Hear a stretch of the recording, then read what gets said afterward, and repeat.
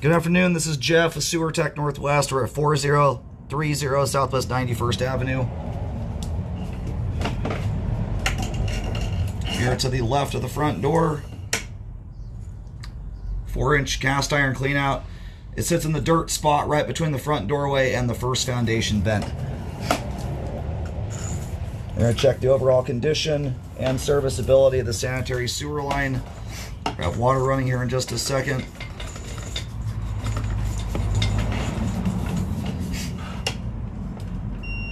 All right, off we go here.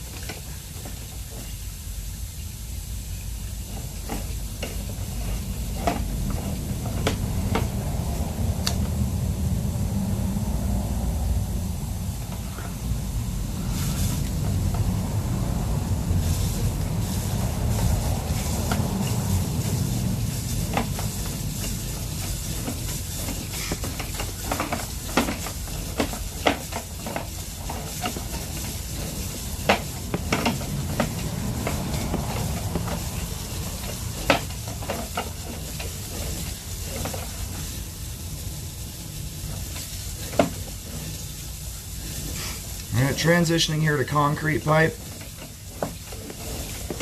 Also looks like 4-inch.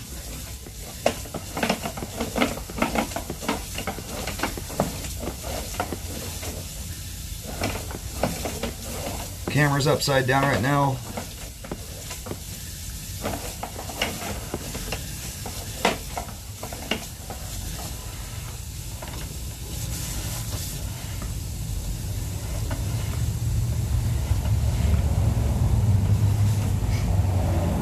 That right there appears to be the main. I'm going to go do some locates real quick to see where we're at right now.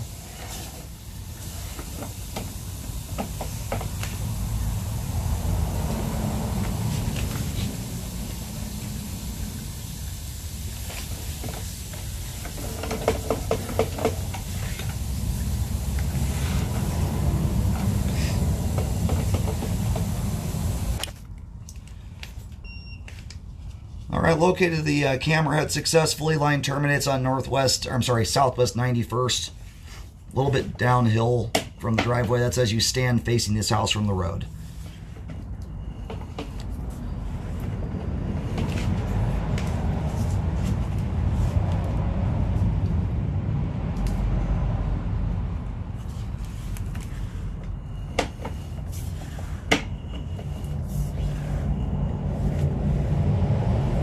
So I can tell if my camera, again, it's upside down right now. You've got what looks like drip stains going down the side walls of the pipe there at that joint. It actually may even be a, yeah, that's a joint there. And those stains are created by groundwater seeping through. So as it sits right now, I don't see any, I mean, as far as obstructive type things go, that's not necessarily something that's going to lead to flow problems. That joint there has also got some separation. And joints can be open to the ground to an extent without always showing signs of it. But that one up ahead there, I just pointed out, has drip stains going down the sidewalls. As you notice, you're not seeing that everywhere else in the line consistently, which indicates you got some moisture that's seeping through.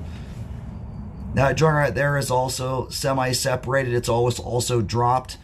The bottom corners there of the concrete are wearing out, exposing the Fernco. And that's pretty par for the course for transite concrete this age. Lines like this, with the advent of epoxy liners nowadays where you can do this stuff trenchlessly, that joint right there looks like it's starting to allow roots to come through it. Those are roots there, which is actually in the bottom, in the flow line area right now. It's obviously at the top of the screen, but those are roots penetrating there. So I'm not sure if this line has been cleaned or if those roots are just starting to come through. It's an incredibly clean sewer line. Anyhow, with the advent of liners, even though, you know, one of the main things to look for when hydro erosion can start becoming a problem, when joints start sucking dirt through them and eroding the support out from underneath the sewer line, the line can start to settle. Nowadays, with trenchless liner systems, it can save incredible amounts of money. not having to dig, it behooves you to get ahead of these things. So even though flow is not being affected right now, and again, these roots right here, they're coming through both sides. I don't know if this line's being treated or trimmed down from time to time. I kind of have my suspicions that's the case. It's pretty uncommon to catch roots on a line this old and have them just be magically tiny like that, but it's entirely possible. It did take a little bit of doing on my part to get this clean out cap open, but that doesn't mean someone couldn't have gone through a roof vent to clean it or toilet. So anyway, as it sits right now, flow is good through there, good slope and grade. But what I'm going to recommend on this thing is an epoxy liner. You can update this line now, take advantage of the fact the concrete pipe still has good slope. What concerns me is you let these lines sit for too long, they hydro erode, and you end up with settling pipe, and you lose the ability to get a good result out of a trenchless repair system, and then you're looking at doing it the good old-fashioned way, which is much more expensive. I pushed the camera just past the transition to try and get a better locate. Unfortunately, where we're sitting here right now is underneath some very thick bushes at the front of the property.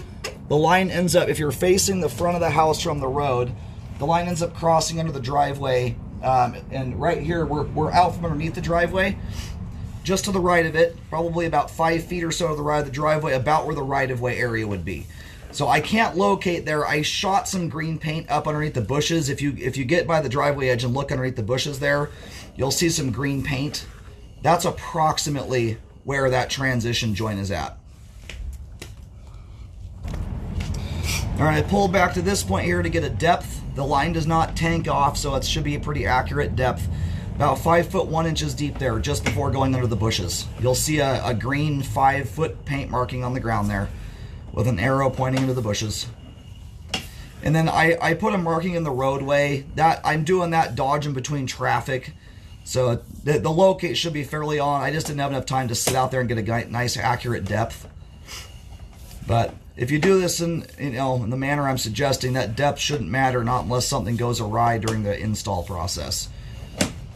So what I'm going to recommend here, because you've got multiple compromised joints in the transite, at the minimum I would recommend updating the transite concrete. Realistically, at this point in time, you've also got some pretty thick scale developing here in the flow line in the cast iron. I'm a little bit concerned what that pipe looks like underneath there. But lines that are this age, I don't generally recommend spot repairing.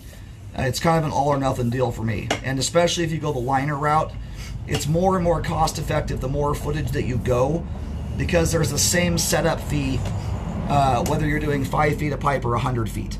So in my opinion, if you're going to go updating a line of this age, I would recommend updating the entire exterior line here in this circumstance if you're going to go for it. It just makes the sense to do it at this point in time. If the first half of the line were updated pipe, I would obviously feel differently about that. But it's just the right time to do it before you run the risk of hydro erosion causing flow issues or settling problems out there, and then you're going to be looking at doing it in a different manner. And none of that stuff, the hydro erosion doesn't necessarily magically all of a sudden happen. That takes time. But you're talking in a lot of cases like this, especially if we're in Washington County here outside Multnomah, where you're responsible for all the roadway pipe. Just the cost to dig up the roadway, for example, to fix that part of the line would exceed the cost of epoxy lining the entire sewer line from the foundation to the out to the main lateral. So that's why, in my opinion, it doesn't make sense to piecemeal this out and do it in parts and pieces. If you're going to do it, I'd rather see the entire thing done at once. As the cast iron currently sits, it is functional. It has good flow. You've got a little bit of scale buildup in the flow line, but by and large, it looks like it's in reasonable condition for its age and intact. It's the concrete pipe right now is more of the stuff that's got issues. You've got multiple joints in there that are either open to the ground, allowing groundwater to seep through, and or roots. After any repairs, I recommend rescoping the sewer line to check the work. Looking at this line from purely a flow standpoint alone, the line has adequate flow to the main lateral and is functioning properly in that regard as it sits currently. However, it is not a completely watertight sewer line as it sits right now at this point.